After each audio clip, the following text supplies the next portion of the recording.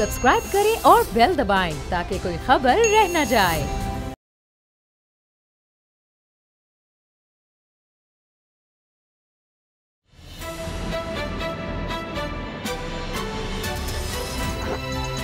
अब पता चला। बिस्मिल्लाहिर्रहमानिर्रहीम, अस्सलाम वालेकुम। मैं हूं मोहम्मद उसामा गाजी और आप देख रहे हैं अब पता चला। कल वज़ीर आज़म इमरान खान एक तकरीब से खिताब करते हुए ये गिला कर रहे थे कि हमारा निज़ाम इंसाफ ताकतवर को नहीं पकड़ता।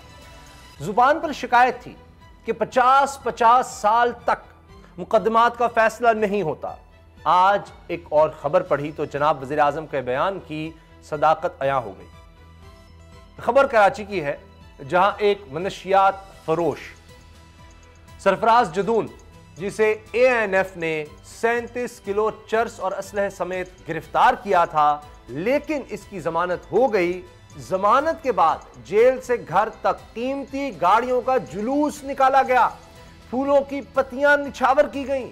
मुल्जिम के इस्तकबाल के लिए इसके साथी जदीद तरीन असलहे से हवाई फायरिंग तक करते रहे, जिससे अहले इलाका तो खौफजदा रहे, लेकिन पुलिस को फायरिंग की आवाज बिल्कुल सुनाई नहीं दी। उन्होंने सोचा होगा क्या करना है, पहले पकड़ कर क्या कर लिया था जो अब हो जाएगा।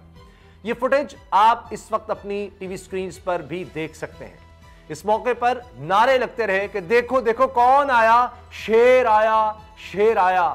ये शेर तो जेल से निकलकर अपने ठिकाने पर पहुंच गया, लेकिन एक और शेर को लंदन उड़ान की इजाजत भी मिल गई है। नून लीग के सदर शहबाज शरीफ ने ECL से नाम निकालने के लिए लाहौर हाई कोर्ट में दरखास्त दी थी, जिस पर मुअज़्ज़िज़ अदालत ने आज वक्फे से 3 समातें की और जस्टिस अली बाकर नजफी ने शहबाज शरीफ को तिब्बी बुनियादों पर मशरूत तौर पर 8 हफ्ते के लिए लंदन जाने की इजाजत दे दी। अब देखिए नाजरीन, ये बात भी अहम है।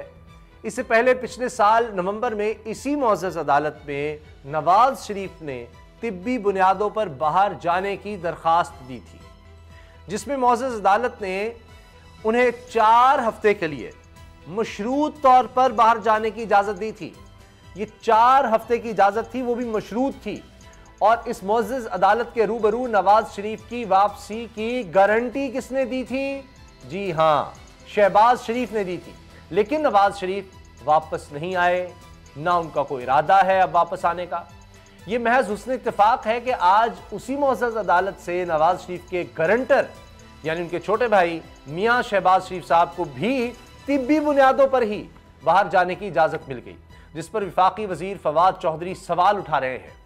अपने ट्विटर पर पैगाम में फवाद चौधरी कहते हैं कि अरबों रुपए की मनी लॉन्ड्रिंग में मुलव्वस शहबाज शरीफ को बाहर जाने की इजाज़त देना कानून के साथ मजाक है। अब ये वकील भी हैं, वफाकी वज़ीर इत्तलाआत और नशरियात भी हैं और वकील भी हैं।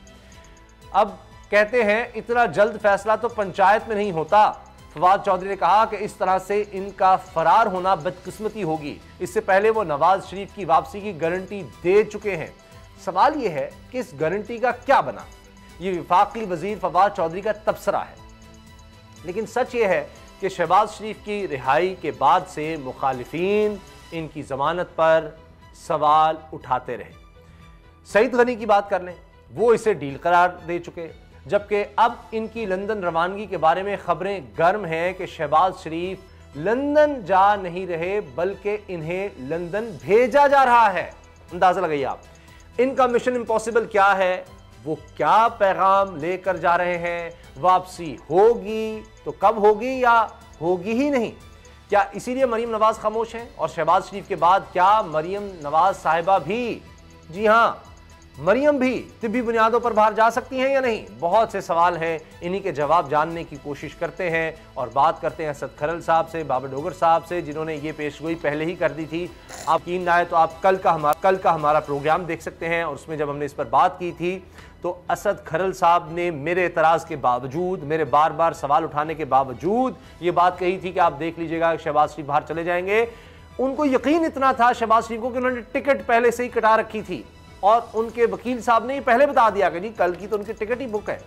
तो असद खरल साहब, अब देखिए, मुझे यकीन है, मैं आपकी भी राय, हम सब की राय है कि अदालत आज़ाद फैसले करती है, इसमें कोई शक नहीं, लेकिन आपको कैसे पता लग गया? अब आप कोई बहाना ना बनाइएगा। मुझे कानूनी तौर पर आपको केस मजबूत नजर आ रहा था, इतना मजबूत उनका केस था, क्योंकि ये बात जो मैंने अर्ज की थी, मुझे कानून का ज्यादा पता नहीं, लेकिन मैंने ये अर्ज किया था कि उन्होंने गारंटी भी दी हुई है, उनका अपना केस तो रख दें। एक शख्स ने गारंटी की और पाकिस्तान की अदालतें कह रही हैं कि जनाब ये तो भगोड़ा है नवाज शरीफ, ये तो आ नहीं रहा, तो गारंटर को फिर पकड़ा जाएगा। उनके ऊपर वो केस भी बनता था, उसके बावजूद वो जा रहे हैं जनाब, अदालत का हुक्म सार आंखों पर, मैं उस पर तनकीद नहीं कर रहा।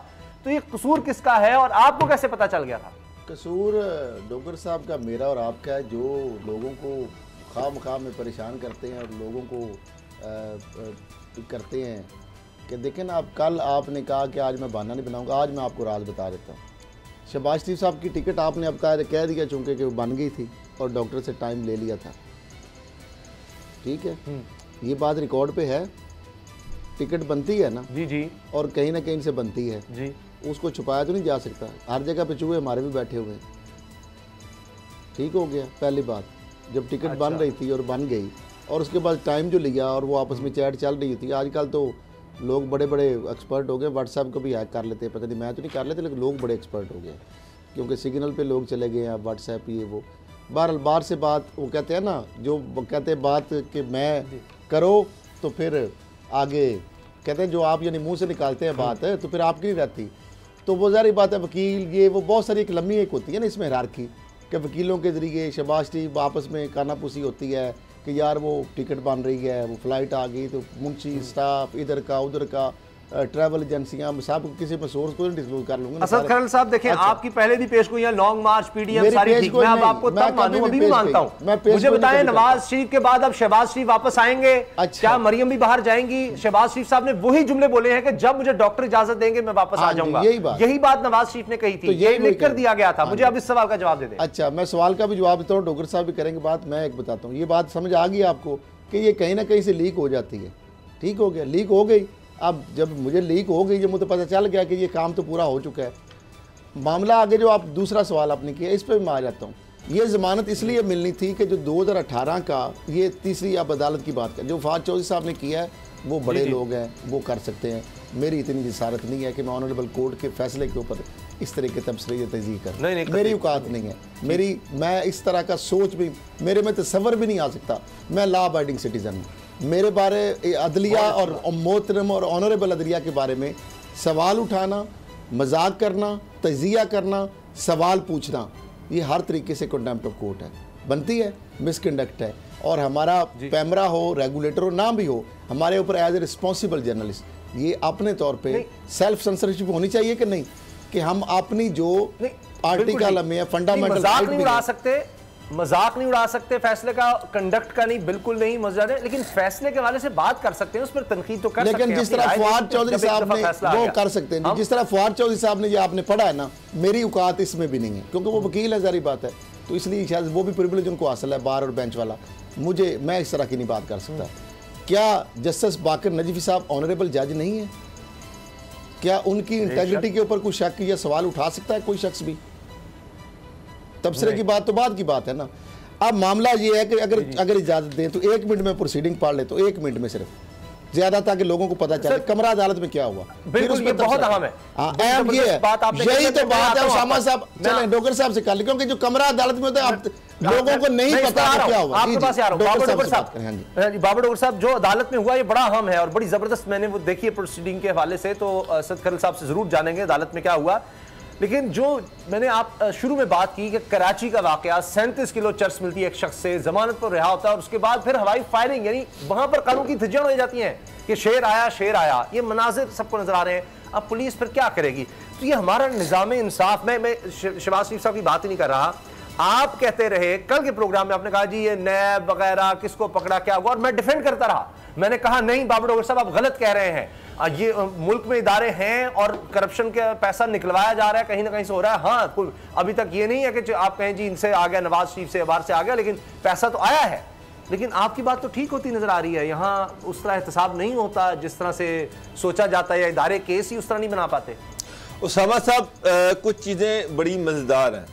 मसलन आज अदालत ने जो अटॉर्नी जनरल थे उनसे पूछा कि जनाब कौन सा मुतलका इनका महकमा है जिसने ब्लैक में डालना है या उससे निकालना है, उसका भी मौक़िफ़ जान लेते हैं, उसको बुलाएं। जिस पर अटॉर्नी जनरल ने उनको बताया कि जनाब आज जुम्मा है, मुलाजमिन तो सारे जा चुके हैं, तो वहाँ पर किसी से राबता नहीं हो रहा, किसी से राबता नहीं हो रहा। और उसके बाद ठीक है अदालत ने कहा कि ठीक है अगर वो राब्ता नहीं हो रहा, वो नहीं आ सकते, तो अदालत ने फिर आज फैसला दे दिया। अब मेरा एक इशू है, शहबाज शरीफ ने कल की डेट की टिकट कटवाई हुई है और सुनने में ये आ रहा है कि कल वो लंदन चले जाएंगे। राब्ता तो हो नहीं रहा। आज जुम्मा था, आज इसके बाद ईद के बाद दफातर ने खुलना है, दफातर ने ईद के बाद खुलना है। लोग जुम्मा पढ़ के यहाँ से निकल गए इस्लामाबाद से। ब्लैक लिस्ट में निकालने के लिए अदालत का अल्टीमेटली फैसला जो है वो जाएगा इस्लामाबाद में मुतलका मिनिस्ट्री में जाएगा। मुतलका मिनिस्ट्री जो है उसको वो उस फैसले के ऊपर अमल दरामद करवाएगी। उसके बाद वो FIA के पास जाएगा, FIA फिर उसको जो है वो सारे जो कंप्यूटर है वहाँ से निकलवाएगा। मुझे एक बात बताएं, मिनिस्ट्रियाँ तो कल आज से बंद हो गई, दफातर तो फेडरल गवर्नमेंट में बंद हो गए, तो ये कौन, मुझे तो ये समझ आ रही, ये असद खैल साहब या मैं, हमारा ये होता तो ईद से पहले बाहर जाने का कोई चक्कर ही नहीं था। मैं आपको दे देता हूं, कोई चक्कर ही नहीं था। मैं आपको जवाब देता हूं और आप देखिएगा कि कल शहबाज शरीफ प्रोटोकॉल के साथ यहाँ से निकल जाएंगे। आप सुन ले जी, मैं जवाब दे देता हूँ। उसामा साहब, अब अदालती प्रोसीडिंग इसी बात टॉपिक पे आ जाते हैं। चीफ जस्टिस अली बाकर नजफी साहब ने डिप्टी अटॉर्नी जनरल से इस्तफसार किया कि शहबाज शरीफ का नाम किसने ब्लैक लिस्ट में, किसी ब्लैक लिस्ट में जो है ठीक हो गया। अब जवाब उन्होंने दिया कि जो बंदा से रब्ता नहीं हो रहा और मफरूज़े की बुनियाद पर मैं बगैर हदायत लिए अदालत को जनाब नहीं बता सकता। बड़ी बात है, जिम्मेदारी का मुजाहरा किया उन्होंने, ठीक है, मान लिया। जिस पर जस्टिस ऑनरेबल जस्टिस अली बाकर नजफी ने हदायत की कि वो हदायत लेकर अदालत को आगाह करें, उन्होंने फिर उनको कहा। तो लाहौर हाई कोर्ट में जब मुख्तसर वक्फा हुआ, उसके बाद समाअत दोबारा जब शुरू हुई तो डिप्टी अटॉर्नी जनरल ने मौक़िफ़ इख्तियार किया, सुन लें, कि हदायत नहीं ले सका। आप बात सुनते जाए, लोग छुट्टी करके जा चुके हैं, बात समझ आ गई। अब छुट्टी भी हो गई, हदायत नहीं ले सका, आपकी सुनते अदालत इस्दा की कि केस छुट्टियों के बाद रख लें, उन्होंने ये कहा, लिहाजा उन्होंने गलत बात नहीं की। चौकीदार मिल गया जी, सुन तो ले, नहीं उसामा साहब किसी को भी ना मिलाइन करे, इस तरह ना करें, वो भी हमारे ऑनरेबल है। उन्होंने कहा जी केस ईद की छुट्टियों के बाद रख लें, उन्होंने कोई गलत बात नहीं की। प्रिजम्पशन पे जवाब तो नहीं दे सकते ना, एडवोकेट जनरल अटॉर्नी, ठीक हो गया, उन्होंने छुट्टियों की बात की, तो लिहाजा किसी को हमें मिलाइन करने सर सारे मीडिया में कल हम डिस्कस करते हैं साहब, आप कमाल करते हैं, सारी दुनिया को पता है शहबाज शरीफ ने दरखास्त दी हुई है, तो गवर्नमेंट सॉरी है, हमने क्या जवाब देना है? प्लीज मुझे बात लेट मी कंप्लीट प्लीज। अच्छा, दुराने समाज शहबाज शरीफ से जो अदालत ने इस्तफसार किया, सर वो छोड़ दिया, चले गए, छोड़ दें आप, चले जाएंगे, मैंने कल कह दिया था, कल कह दिया। अच्छा, इफ्तार किया कि शहबाज शरीफ खुद कहाँ है, और एक मिनट ठहरे, 2 बजे तलब किया, मुझे बताएं। अब अगली बात एक और खबर दे रहा हूं, अब वो बंद हो गया, छुट्टियां हो गई, अब दफ्तर भी खुलेंगे, दफ्तर भी खुलेंगे, अच्छा, वापस आएंगे लोग, बकायदा ये मिनिस्ट्री में लेटर भी जाएगा उड़ के हवाई जहाज में, अदालत का ऑर्डर जाता है ना, अच्छा, आपको पता ना तरीकाकार, ये उड़ के जहाजों में जाएगा, दफ्तरों घरों से जहाजों में जिस तरह भी लाए जाएंगे, दफ्तर खुलवाए जाएंगे, वहां पे इसको फीड किया जाएगा। हुकूमत कौन खुलवाएगा? डॉक्टर साहब मुझे बताएं, डॉक्टर साहब हुकूमत खुलवाएगी ना, आखिरकार मुझे बताएं, अदालत ने, उसामा साहब एक मिनट ठहरे, अब अदालत ने हुक्म दे दिया, ब्रेक हो जाएगी, सुन तो ब्रेक खबर आ जाएगी, चले आप ब्रेक कर रहे हैं। अब अदालत का तो टाइम एक प्रॉपर प्रोसीजर होता है ना, अब ये सारा प्रोसीजर कौन करेगा? ये हुकूमत करेगी। और क्यों करेगी? मैंने कहा था शहबाज शरीफ चले जाएंगे और जाएंगे और प्रोसीजर भी होगा, वो तो मैंने मान लिया। अब पता नहीं हजरत वापस आएंगे या नहीं, पहले आया नहीं, इस पर भी हम बात कर लेंगे। बाबर डॉक्टर साहब मुझे बताएं, आखिरकार सियासतदानों को हम बुरा भला कहते हैं, लेकिन देखिए कमाल कर दिया है कि अब ऑपोजिशन से राब्ते के लिए हुकूमती कमेटी कायम कर दी गई है। ये इंतखाबी इस्लाहात, अगर इस मुल्क ने सियासी तौर पर आगे बढ़ना है, सबसे जरूरी चीज यही है, उसके लिए अब कमेटी बन गई है, आपको मुबारक हो। सर जी कमेटी तो बन गई है, लेकिन जो कमेटी का प्रोसीजर है वो अभी तक अपोजिशन जो है वो तो इससे खुश नहीं है। वो ये कह रहे हैं कि स्पीकर के पास कमेटी बनाने का कोई इख्तियार ही नहीं है, और कमेटी जो होती है वो ईवान की मंजूरी से बनाई जाती है, तो उसमें ईवान की मंजूरी ली जाए। और सेकेंडली नून लीग तो किसी सूरत में दो चीज़ों के हक में नहीं है। पहली बात तो ये है कि वो इलेक्ट्रॉनिक वोटिंग के हक में नहीं है। दूसरी ये कि ओवरसीज़ पाकिस्तानी को वोट देने के भी वो हक में नहीं है कि उनको वोटिंग का राइट दिया जाए, क्योंकि उनको पता है कि ये एक चाल है पीटीआई के पास बेतहाशा फॉलोइंग है पाकिस्तान से बाहर, और अगर हम उनको देते तो उसका सिर्फ फ़ायदा जो है वो पीटीआई को होगा। इलेक्ट्रॉनिक वोटिंग पे वो किस सूरत में वो ये नहीं चाहते कि इलेक्ट्रॉनिक वोटिंग हो, वो यही चाहते कि जो मौजूदा सिस्टम है वही इसमें चलाया जाए।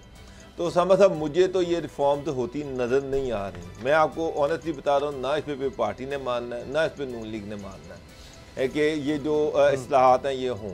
हुकूमत इस काबिल है नहीं है कि ये बिल खुद ये नेशनल असम्बली से और सेनेट से आइनी जो तरमीम है वो इसमें अप्रूव करवा ले। तो मुझे नहीं लग रहा कि कमेटी की तरफ से कोई रिकमेंडेशन आएगी, क्योंकि जो अभी तक की जो चीज़ें सामने आई हैं उसमें प्राइम मिनिस्टर ने कमेटी के मेंबरान जो थे उनका नाम फाइनल कर दिया था। उसके बाद उन्होंने अपोजिशन को लिखा भी, अपोजिशन ने उस पर कोई रिस्पॉन्ड नहीं किया। फिर वो स्पीकर के पास गए, स्पीकर ने आज खुद एक कमेटी जो थी वो अपोजिशन की एक कमेटी बना दी जिस पे अपोजिशन ने इतराज़ लगा दिया। अब उस इतराज़ के बाद तो मुझे नहीं लग रहा कि ये इतनी जल्दी कोई कमेटी, क्योंकि अपोजिशन चाहती नहीं है ये तरमीम लाना, ना वो इस आईनी पैकेज से मुतफिक है। तो ये चीज़ मुझे कोई आगे बढ़ती नज़र नहीं आ रही कि ये कोई इसमें कोई चीज़ निकल सकेगी आईनी तरमीम के पैकेज से। जो गवर्नमेंट चाह रही है कम अपोजिशन उस हवाले से उनके शदीद तहफ़्फ़ुज़ात हैं। वो तो बल्कि यहाँ तक कह रहे हैं कि जनाब इन्होंने कोई ऐसा सॉफ्टवेयर तैयार कर लिया होगा जिसके ज़रिए से ये पीटीआई को जिताना चाह रहे हैं। तो अब वो ये चाह रहे हैं कि इसकी हम हमारे सर पे रख के बंदूक चला दें, हमसे अप्रूवल ले लें और बाद में पता चले कि इलेक्शन में फिर पीटीआई जीत गई है। तो मुझे तो ये पॉसिबल नहीं लग रहा कि ये बिल पास होगा। अच्छा चले, मेरे पास वक्त कम है। असद खरल साहब, ये तो नहीं होगा बाद में सब जमातें फिर रोएंगी कि जी पहले क्यों नहीं हुआ, क्योंकि हर दफ़ा इलेक्शन के बाद ये काम होता आया है और बड़े तुम तराक के साथ के 2017 में ये इस्लाहात का कहा गया और नया जनाब इलेक्शन कमीशन और सारा कुछ हुआ और उसके बाद फिर उस पर भी एतराज़ात हो गए, आज तक वो हो रहा है। तो जो काम है असल पार्लियामेंट का, सियासतदानों का, अगर वो नहीं करेंगे तो फिर पछताएंगे 2023 में भी। कोई फ़र्क नहीं पड़ता, ये सॉफ्टवेयर बन गया तो फिर भी अगर नून लीग जीत गई तो शफाफ, अगर हार गई तो न्याजी सॉफ्टवेयर नाम इसको दिया जाएगा। और दूसरा ये है कि इंतखाबी इस्लाहात रोते रहेंगे, लेकिन जब इस्लाहात की बात आती है उस वक्त ये भाग जाते हैं। अब शहबाज शरीफ के वाले से क्या हम बात है, आपको खबर दे रहा हूँ मैं, अगली एक और बड़ी खबर दे रहा हूँ, ब्रेकिंग। शहबाज शरीफ साहब में भी ईद के बाद जाएँ बैरून मुल्क। ये शहबाज शरीफ साहब, आपकी मेहरबानी, आपने हमारे इदारों की लाज रख ली और आप जा सकते थे सुबह, लेकिन आपकी मेहरबानी, मैं आपको सलूट करता हूँ कि आप हुकूमत की भी बात ज़रा बच जाएगी। उसके बाद एक फॉर्मल आर्डर भी चला जाएगा वहाँ पे, तो उसके बाद आप चले जाएंगे। हाँ, वैसे आप जाना चाहें तो जा सकते हैं, आपको कोई रोक सके तो रोक लो, रोक नहीं कुछ। टिकट उन्होंने कटवा ली हुई है, टिकट बड़े लोग हैं डोगर साहब, कितना आप तो ऐसे डोगर साहब टिकट लोग कैसे हो जाती है उनके लिए, अरबों 7 अरब की तो मनी लॉन्ड्रिंग उन्होंने की। डोगर साहब ऐसे बात कर रहे हैं, नन्हे स्वादा बंदे के टिकट कटा ली, टिकट कैसे नहीं होती? ये तो फिर मरियम सही कहती है। क्या फिर मरियम सच्ची है, वो जब चाहे बाहर जा सकती है। मैंने कल क्या कहा था उसामा साहब, आपको समझ क्या आती नाज़रीन? मैंने कहा शहबाज शरीफ चले जाएंगे, मैंने क्या कहा था, उनको कोई नहीं रोक सकेगा। मैं अभी एक और बड़ी खबर दे रहा हूं कि शहबाज शरीफ साहब, आपकी शुक्रिया, आपने इमरान खान की हुकूमत की, फवाद चौधरी साहब की, इन लोगों की थोड़ी सी बात रख ली है, वरना आप सुबह जा सकते। अभी भी आपने मेहरबानी इनके ऊपर कर रहे हैं, वैसे आप जाना चाहें तो ये नहीं रोक सकते आपको, मैं आपको, और शायद आप ये चले भी जाएं, लेकिन ये आप डिपेंड करता है कि हुकूमत अगर बड़क लगाएगी तो शहबाज शरीफ साहब कल चले जाएंगे। अगर थोड़ा सा मतलब उनको रहम दिली या तरस आ गया इनके ऊपर, तो फिर वो डॉक्टर की अपॉइंटमेंट कैंसिल आगे हो जाएगी, टिकट आगे चली जाएगी, और वो लॉकडाउन का बहाना भी बन जाएगा। कल से पंजाब में लॉकडाउन हो गया तो मैं ट्रैवल नहीं चूक कर सकता। वो उस्मान बुज़दार साहब ने किया लॉकडाउन, तो उन्होंने कल टिकट तो ट्रैवल, तो बड़े बहाने बड़े हैं।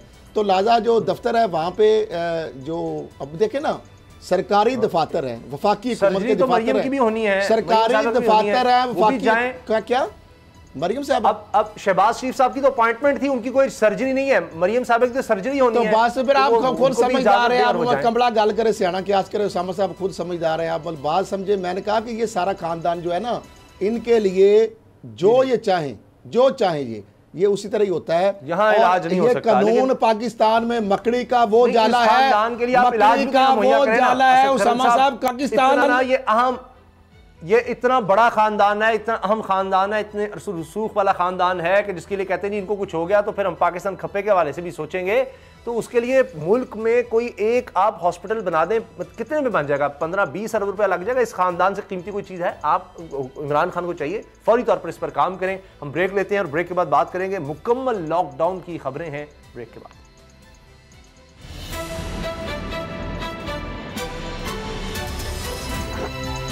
अब पता चला।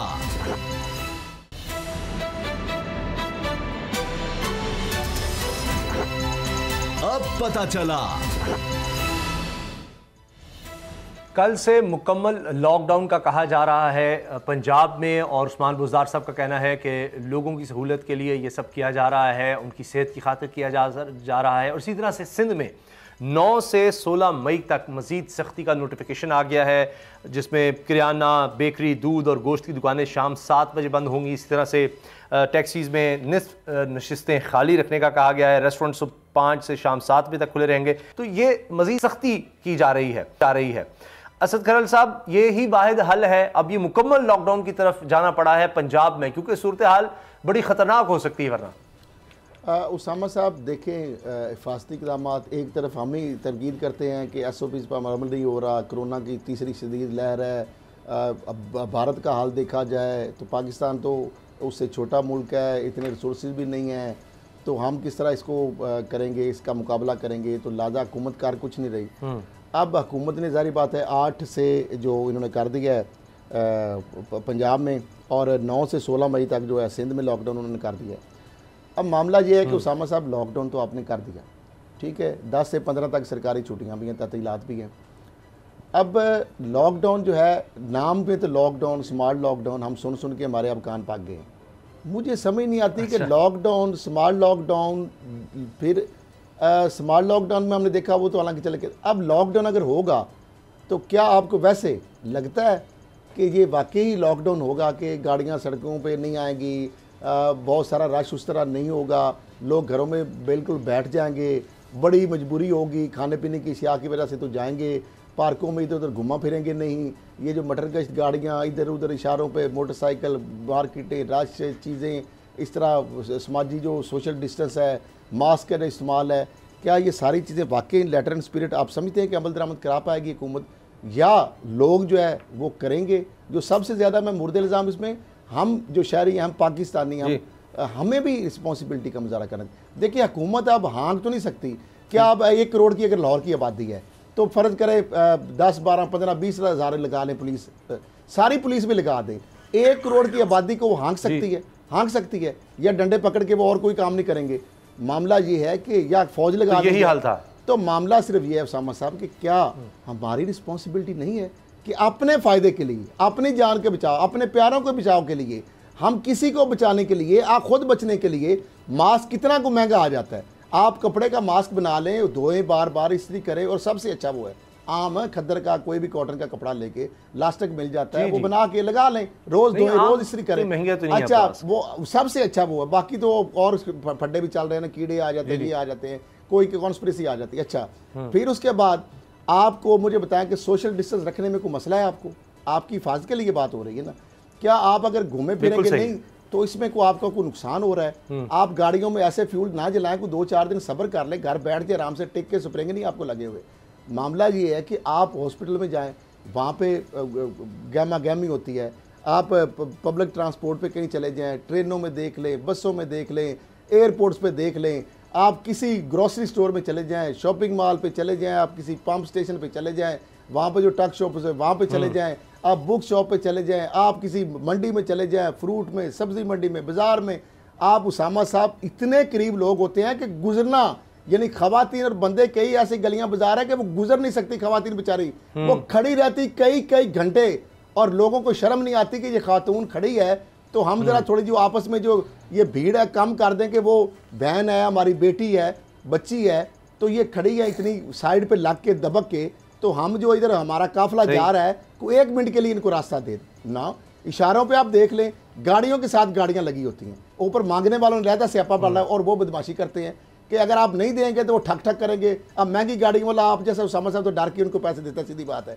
कि ये स्क्रैच ना मार दे कहीं। वो फूलों का हार है, साथ गजरे या साथ डंडा रखा होता है, वो ऐसे एक दो दफ़ा बंदा डर के उनको पैसे कई बेचारे शरीफ आदमी पकड़ा लेते हैं और उनके गौल हैं, पूरे जत्थे हैं, आपको पता है, और पीछे पुलिस है और पूरा ड्रामा है उनकी सरपरस्ती। पुलिस की नाम भी हो, उनके अपने गैंग है। आप किसी बच्चे को, किसी फकीर को बात करने की देर है तो सारे फकीर एकदम से आके जमकट्ठा करके वो आपसे भत्था मांगेंगे, फिर कोई आगे लेट जाएगा, कोई पीछे लेट जाएगा, और पुलिस और वार्डन बेचारे तो खामोश तमाशाई बन सकते हैं, वो क्या कर सकते हैं।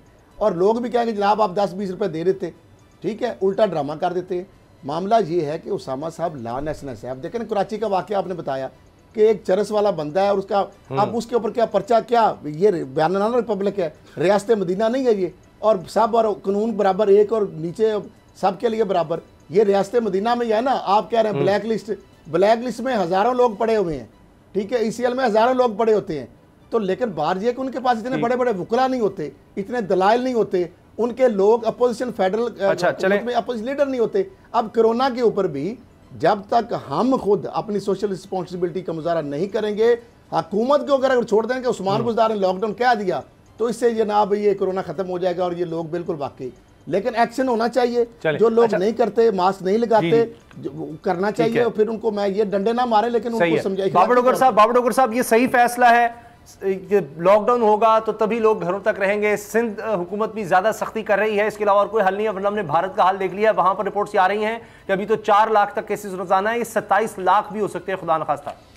उसामा साहब, इंडिया का अभी आप कह रहे थे कि भारत का हाल हमारे सामने है, वहाँ पर भी कुंभ का मेला हुआ, गवर्नमेंट ने अगरचे के सख्ती की हुई थी, लॉकडाउन किया हुआ था, लेकिन करोड़ों लोगों को वहाँ पर इकट्ठा होने की इजाज़त दे दी, जिसकी वजह से वो कोरोना सारे भारत में जिस तरह से फैला वो आप और मेरे सबके सामने है। डॉक्टर साहब, छोटा से कैट जो कराची में आज जुलूस, जो सिंध में सख्ती है ना, आज कराची में इत्तेफाक से जूस निकला, क्रिमिनल के लिए चले, उसको अदालत ने छोड़ दिया, वो मासूम पवित्र हो गया, मनशियात फरोश के लिए जुलूस निकला, गाड़ियां आई, जमगठा बना, कोरोना के SOP की वायलेशन हुई, उस पर तो पर्चा बनता है ना, बनता है कि नहीं? डॉक्टर साहब ये बता रहे जरा। बिल्कुल उस पर पर्चा बनता है, लेकिन उसामा साहब अब ये एक मौका आया लोगों के लिए भी और गवर्नमेंट के लिए भी कि कोरोना का जो कनेक्शन है इसको तोड़ सकें, डिसकनेक्ट कर सकें।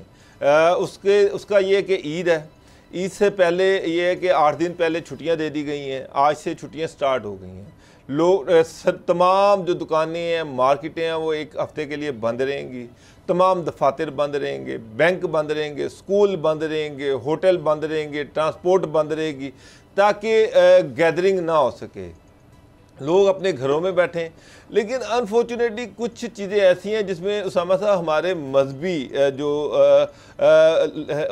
उलमा इकराम है उनको सामने आना पड़ेगा, लोगों को समझाना पड़ेगा। सबसे बड़ा आज जुमातुल विदा था, मैं आज नमाज पढ़ने गया मस्जिद में, तो मैं वहाँ पर देख रहा था, मेरे कोई 300-400 बंदा तो होगा उस मस्जिद में, मेरे और 1-2 बंदों के अलावा 4 होंगे, सब किसी ने मास्क नहीं पहना, 4 होंगे ज्यादा से ज्यादा। उसामा साहब, अब एक तरफ लॉकडाउन है, मसाजिद में गवर्नमेंट मसाजिद से अपील कर रही है कि आप कम अज़ कम चलें, ठीक है मसाजिद को खोलें, जो मजहबी फ़राइज़ है उसकी अदायगी होनी चाहिए, नमाज तरावी भी होनी चाहिए, नमाजें भी होनी चाहिए, लेकिन आप SOPs पे अमल दरामद, उसका कितना महंगा। लेकिन उसामा साहब ना कोई वेंटिलेटर, सॉरी ना कोई सैनिटाइज़र, मसजिद में मैं दाखिल हुआ, कोई सैनिटाइजर का कोई इंतजाम नहीं था, अंदर कोई मास्क पहने हुए बंदा नहीं था, बंदे पे बंदा साथ जुड़ा हुआ था।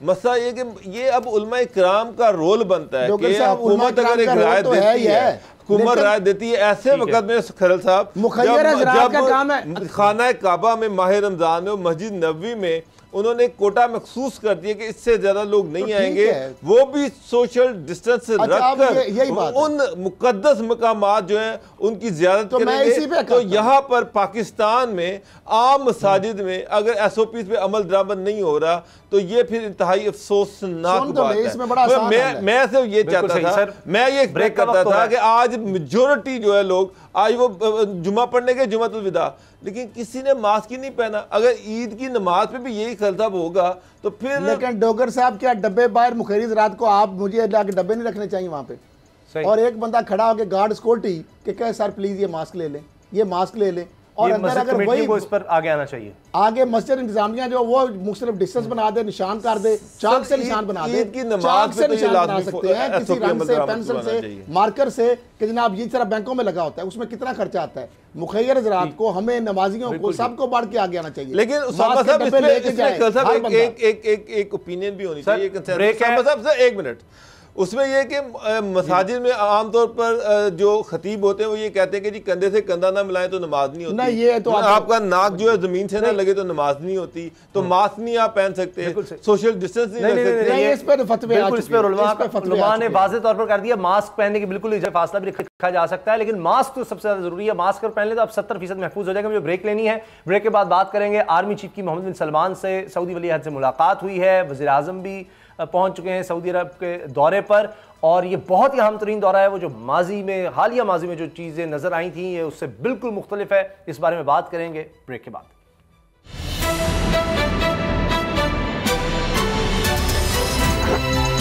अब पता चला।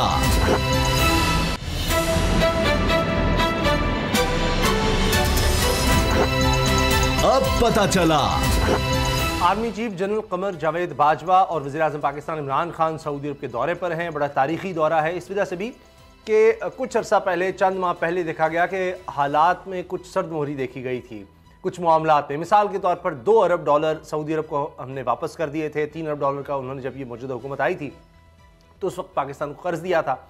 लेकिन फिर जब पाकिस्तान ने आवाज़ उठाई, मकबूजा कश्मीर के मुसलमानों की ओवैसी के प्लेटफॉर्म पर बात करने की कोशिश की गई और उस तरह से रिस्पॉन्स नहीं मिला, तो फिर शामिद कुरैशी साहब का एक बयान सामने आया कि जी हमको अलग ग्रुप फिर इस्लामी वाले को बुला लेते हैं। वहाँ से फिर हालात बड़े ख़राब होना शुरू हो गए, बहुत ज़्यादा ख़राब हो गए, लेकिन बतदरीज बेहतर हुए। उस वक्त भी आर्मी चीफ ने DJSI ने सऊदी अरब का दौरा किया था और उसके बाद अब ये जो दौरा हो रहा है इसमें बड़े बड़े ऐलानात सामने आ रहे हैं। मिसाल के तौर पर वहाँ जो पाकिस्तानी कैद हैं सऊदी अरब में, उनकी रिहाई के बारे में बात हो रही है। जनरल बिलाल अकबर साहब वहाँ पर जाकर सफ़ीर के जो फ़राइज़ हैं वो अंजाम देना शुरू हो चुके हैं। तो ये असद खरल साहब बहुत बड़ी खबर है कि बड़ी तेज़ी से हालात बेहतरी की तरफ आए हैं। अब ये कहा गया है कि जो सऊदी अरब का दिफा है उसमें पाकिस्तान ताउन करेगा, उसको मजीद बढ़ाया जाएगा। इससे पहले आर्मी चीफ की मुलाकात सऊदी अरब के भी सिपहसालार से हुई, उसमें कहा दिफा को और आगे बढ़ाएंगे।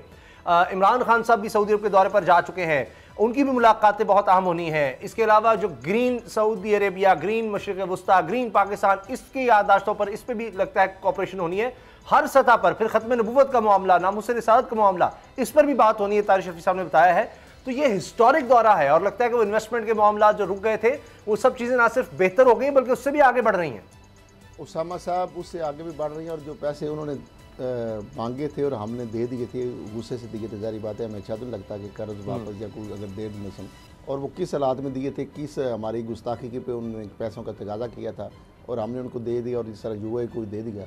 अब उनको अदराक हो गया कि ये तो, हम तो समझते थे ये बैगर हैं और ये तो हमारे टुकड़ों पे पाल रहे हैं, तो ये तो इन्हें वापस कर देंगे, तो इनके बगैर हमारा मामला कैसे चलेगा।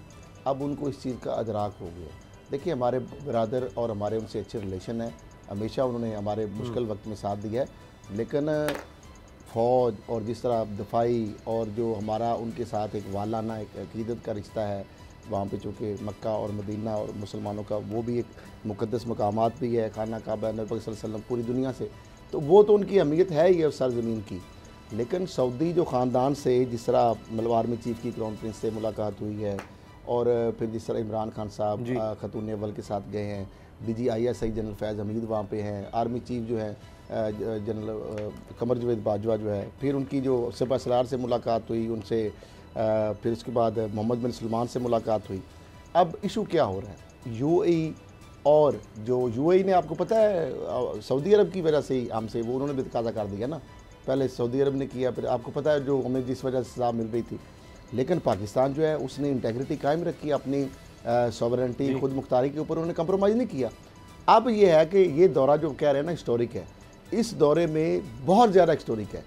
इसलिए एक तो वो मामला है खाकों वाला, दूसरा मामला है कि जो पैसे हमारे चले गए थे वो उम्मीद है वापस आ जाएगी, शायद उससे भी ज़्यादा, पहले से भी ज़्यादा।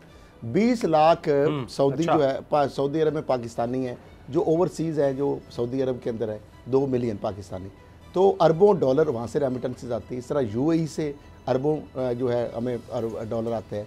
ये 2 मुल्क बड़े, इस तरह बरतानिया, अमेरिका या कुवैत तो आपको पता है जंग के बाद फिर मामला ख़त्म हो गया, वरना वहाँ पे बहुत सारी रेमिटेंस में आती थी। अब मामला ये हुआ कि ये जो एक तो ये बंदों के बारे में वहाँ पे सख्त कवानीन थे, उसको नरम किया करवाने के लिए एक किरदार अदा करें, क्योंकि रेमिटेंसेस हमारा बहुत ज़्यादा बैकबोन है। ओवरसीज़ पाकिस्तानी को अगर वहाँ पे पाकिस्तानी को सऊदी अरब में रहेगा, पैसे कमाएगा, पाकिस्तान भेजेगा तो फ़ायदा ही है हमें। सही। फिर उनके ऊपर जो सख्तियाँ, फिर जेलों के अंदर जो मामला राइयाँ हैं, फिर उसके बाद जो सफ़ीर का इबरत का निशान बनाया गया। इमरान खान साहब इस वक्त फोकस किए बैठे हैं, ख़ास तौर पर मुत्तहदा अरब अमारात, उसके बाद सऊदी अरब और इस तरह बरतानिया और अमेरिका और कनाडा, जहाँ पे ज़्यादा पाकिस्तानी हैं, जहाँ से ज़्यादा रेमिटेंसेस आ रही है। इमरान खान साहब के इस वक्त फोकस है कि हम ओवरसीज़ पाकिस्तानी को ज़्यादा से ज़्यादा फैसिलिटीज़ दें, उनको रिस्पेक्ट दें, ताकि वो ज़्यादा पैसे भेजें, वो इन्वेस्टमेंट फ़ौरन लाए, DFI लाए, डायरेक्ट फॉरेन इन्वेस्टमेंट लाए।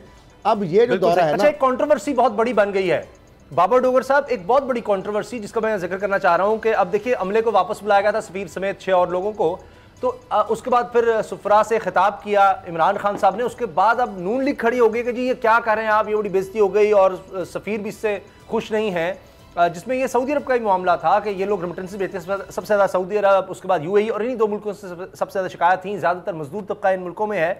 तो ये अब इमरान खान साहब को एक और मुश्किल का भी सामना है। उसामा साहब, ये कोई मुश्किल नहीं है। मेरा ख्याल है कि इमरान खान साहब ने बिल्कुल ठीक किया है। ये जो सफ़ीर है हमारे, ये जो सिविल सर्वेंट्स हैं, जिनका काम बाहर की दुनिया में जो हम एम्बेसी बनाते हैं, तो उसका काम ये होता है कि पाकिस्तान की पहचान बनाना। पाकिस्तान के जहाँ पर वो शहरी जो दिन रात अपना पेट काट कर वहाँ से पैसे कमाते हैं और हमें यहाँ पर भेजते हैं, उनका जो राइट्स हैं उनको प्रोटेक्ट करना, ये एम्बेसी का काम होता है। इसीलिए एम्बेसडर रखे जाते हैं। इसलिए नहीं रखे जाते कि वह बड़ी बड़ी गाड़ियों में फिरें और वहाँ पर गोरे बंदों से मिलें और उस पर बड़ा फ़ख्र महसूस करें कि हम तो काले हैं और जनाब ये गोरे जो है इनसे मिलने का हमें एक मौका मिलता है। मसला ये कि सऊदी अरब, मुझे अब कल एक बंदे ने बताया कि सऊदी अरब में जो एम्बेसडर थे पीछे जो जिनको अब चेंज किया गया है, वहाँ पर छोटे छोटे कामों पे भी वो फेवर्स मांगते थे, पाकिस्तानियों से मिलते नहीं थे।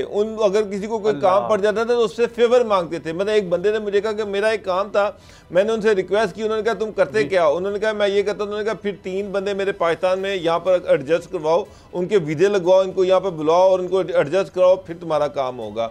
इस तरह तो वो ये ऑन रिकॉर्ड है इस लेवल तक, यानी इस हद तक यहाँ। तो फिर जब आपका एम्बेसडर वो वहाँ पे ऐसी हरकतें कर रहा हो, जिसने आपके राइट्स को प्रोटेक्ट करना है, वो वहाँ पर बाहर के मुल्क में बैठ के आपकी जेबों पर नज़र रख के बैठा हो, तो फिर यही होना है। अब यहाँ पर अनफॉर्चुनेटली नून लीग की बड़ी स्ट्रॉन्ग पेनिटेशन है। उन्होंने जो इन्वेस्टमेंट की है वो सारी सर्विसेज पे की है, चाहे वो फॉरेन सर्विस है, चाहे वो डिस्ट्रिक्ट एडमिनिस्ट्रेटिव सर्विस है, चाहे वो जनाब आपकी पुलिस सर्विस है, वो सारे उनके लॉयल हैं, वो सारे आज भी उनके लिए काम कर रहे हैं। तो नून लीग भी उनके लिए देखे ना खड़ी हो जाती है, दम पे खड़ी हो जहां जाती है। तक उसामा साहब बात है आर्मी चीफ का विजिट और इमरान खान का विजिट, ये बहुत अहम है। ट्रंप जब प्रेसिडेंट ट्रंप थे तो उस वक्त सऊदी अरब अमेरिका का एक अहम अलाय था, एक बड़ा अहम अलाय था, और सऊदी अरब अमेरिका के बहुत करीब था। जब से बाइडन गवर्नमेंट आई है, बाइडन की मिडल ईस्ट में जो पॉलिसी है वो बिल्कुल डिफरेंट है। अब सऊदी अरब उस तरह से अमेरिका का एक अहम अलाय नहीं है। वो सऊदी अरब को उस तरह से नहीं देखते, वो गल्फ रीजन को उस तरह से नहीं देखते। पॉलिसीज़ में जो US की पॉलिसीज़ में जो शिफ्ट आ रही है, उससे इन ममालिक में एक अदम तहफ़्फ़ुज़ बढ़ रहा है। तो पाकिस्तान वाहिद इस्लामी मुल्क है जिसके पास न्यूक्लियर पावर्स भी हैं, जिसके पास एक स्ट्रॉन्ग आर्मी भी है। सऊदी अरब को अब पाकिस्तान की अहमियत सऊदी अरब के लिए बढ़ गई है। यमन का इशू साथ चल रहा है और बहुत सारे इश्यूज हैं। इनमें हमेशा जो रिलायबल पार्टनर रहा है सऊदी अरब का, जब भी सऊदी अरब को मुश्किल पड़ी है तो हमेशा पाकिस्तान ही उनके काम आया है। मैं खुद वहाँ पर एक OIC की मीटिंग में जब वहाँ पर गया था तो वहाँ पर खुद सऊदी प्रिंस ये माने थे कि पाकिस्तान की जो अहमियत हमारे लिए है वो किसी दूसरे मुल्क की हो नहीं सकती। बल अब चीज़ें दोबारा से पाकिस्तान की, जब से नई एडमिनिस्ट्रेशन आई है, आप देखें कि सऊदी अरब की पाकिस्तान की तरफ जो पॉलिसी थी वो बिल्कुल चेंज हो गई है, उसमें बहुत बड़ा शिफ्ट आ गया है। अब सलमान जो किंग सलमान शहजादा सलमान है, उन्होंने खुद आर्मी चीफ को दावत दी, उन्होंने खुद इमरान खान को दावत दी। वो पाकिस्तान के साथ हर तरह का कोऑपरेट करना चाह रहे हैं। वो सऊदी अरब जो आपसे अपने पैसे वापस मांग रहा था, आज खुद आपसे आपको मदद के लिए बुला रहा है। तो मेरा ख्याल है कि सऊदी अरब की हरमैन शरीफैन की हिफाजत करना और वहाँ जाना, ये तो हमारे लिए एक सादत है, ये तो हमारे मजहब के इससे बड़ी सादत हमारे लिए हो कोई नहीं सकती। तो मेरा ख्याल है कि ये बड़ा अच्छा फ्रूटफुल दौरा होगा। लगता है जी जिस दिन वहां पर आर्मी चीफ गए हैं मंगल के रोज, और अगर मैं गलत नहीं हूं तो मंगल के दिन ही ये हुआ कि तैयब उर्दवान ने फोन किया है शाह सलमान को, जो बादशाह हैं सऊदी अरब के, तो वहां भी मसाइल को हल करने पर बात हुई है, और 1 महीने के अंदर दूसरी फोन कॉल है। तो वो जो डिफरेंसेस थे, और आपको याद ही है कि पाकिस्तान जो कुआलालंपुर समिट हुआ कि जी तुर्की और ये सऊदी अरब खदशा थे कि एक अलग से इस्लामी कोई ब्लॉक बन रहा है, तो तुर्की और सऊदी अरब तो फिर दोबारा वो जो रंजिशें वो खत्म हो रही हैं, तो ये भी एक बड़ी अहम डेवलपमेंट है। देखिए, और इससे बड़ी डेवलपमेंट देखें कि ईरान के साथ नॉर्मलाइज कर रहा है। ईरान के साथ सऊदी अरब ने खुद कहा है, उन्होंने अंदिया दिया है कि हम ईरान के साथ भी करना चाहते हैं। तुर्की जो है, जो आपस में उसी वजह से हमें सजा मिली, वो तुर्की की वजह से हमें सजा मिल गया। इमरान खान साहब इंटरनेशनल लीडर। बहुत शुक्रिया असद खरल साहब, बाबर डोगर साहब, आप दोनों का बहुत बहुत शुक्रिया। प्रोग्राम देखने के लिए आप सबका शुक्रिया। दुआ में याद रखिएगा। इजाजत दीजिए। अल्लाह हाफिज।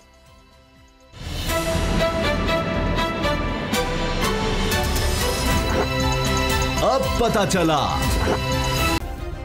सब्सक्राइब करें और बेल दबाएं ताकि कोई खबर रह न जाए।